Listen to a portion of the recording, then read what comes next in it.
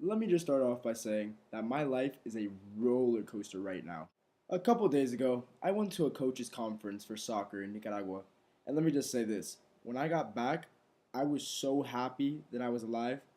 The plane was so scary. There was a huge storm that happened, but my boys needed me to be back in Costa Rica for practice that day because they had the biggest game of the year that was happening. So I took my chances. Also, I couldn't wait to get back to my sweet Sandy. Oh, my beautiful Sandy. I miss her so much.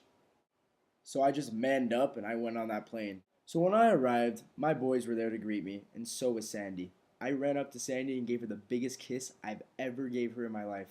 When me and her lips touch, we have a connection. Wow, I can't explain it. I love her so much. She's the love of my life. So I told Guapino to grab my bags and take him to the car, but honestly, I felt bad saying that because I still feel like he resents me for promoting Constantine as team captain over him. And from there, we went to practice. The next day, my boys played the biggest game they ever played in their lives, and they won. We actually won. So obviously, we're going to celebrate, but that's not the only thing we're going to celebrate. We're going to celebrate the marriage of me and my beautiful Sandy tonight. So when we got to the party, I told my team captain Constantine to stay outside to make sure that no one that wasn't on the list can get in. But before I can get my groove on, I made it very clear to Constantine to not give in to peer pressure because I know there's going to be kids that are going to want to get into this party that are not on the list. I need him to stay strong. And I also told him very clearly to not leave this station no matter what. So when me and Sandy are in the party, we're discoing, we're having fun. I see this person that I've never seen in my life before, and I wanted to go see what's up, so I went outside to go talk to Constantine. When I walked outside, I didn't see Constantine in his place, but I saw him down the block over somebody, and also Guapino was sitting there next to him. So I went to go check it out. When I arrived over there, I saw Constantine standing over this pretty weird kid, if you ask me, from the school. And Guapino was sitting right next to him. So obviously I asked what's going on because I was super angry that Constantine left his place. And Guapino kept going on about he kept drinking, he started getting aggressive, and he punched him. So right on the spot, I told Constantine that he was off the team. He was no longer captain. He can never come back to the team. It's a shame though, because I really do like the kid. But what can I do? He messed up. The next morning, I was woken up by this band playing outside my window. So I screamed to my maid and I told her, tell the band to leave. I got out of bed, I jumped in the shower, and I got ready. Guapino met me at my house and we started taking a walk. When me and Guapino were walking, me and him were talking about new plays that we can do for the soccer team. But then all of a sudden, he added something about Sandy. He started implying that Sandy and Constantine are flirting and that they were touching each other.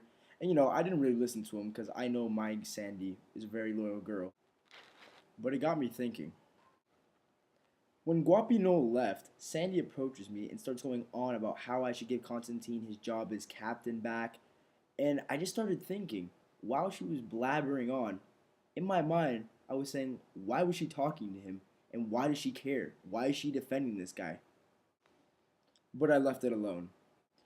A couple hours later, I stepped onto the field for practice, and in the corner of my eye, I saw Sandy and this other guy. But the weird thing was, as soon as I stepped onto the field, I see the other guy run away. Guapino came up to me and started sucking up, as he always does. And I asked him, said, was that Constantine over there talking to Sandy? And he told me no, there's no way he would do that. But in my mind, I knew it was Constantine. So I went to go approach Sandy. But in my mind, I knew it was Constantine. So I went to go approach Sandy. When I approached Sandy, I grabbed her hand to see if it was sweaty. Because my mother, may she rest in peace, taught me a trick about sweaty hands. She taught me that if somebody's hand is sweaty, that means that they were sexually aroused. And Sandy's dumb little hands were sweaty. So now that my hands were all sweaty, I asked her for the towel that I gave her. Let me just give you some background about this towel. This towel means the world to me. My mom gave it to me as a gift, and it symbolizes love. When I asked her for it, you know what she told me? Do you want to know what she told me? She told me she lost it. She was so sad. Oh my god, I lost the towel. I'm so sorry. But that is unacceptable. That's like breaking my heart. As soon as she said she didn't have it, that's when all the bad signs started coming out in my head. That's when I knew something was going on with her and Constantine.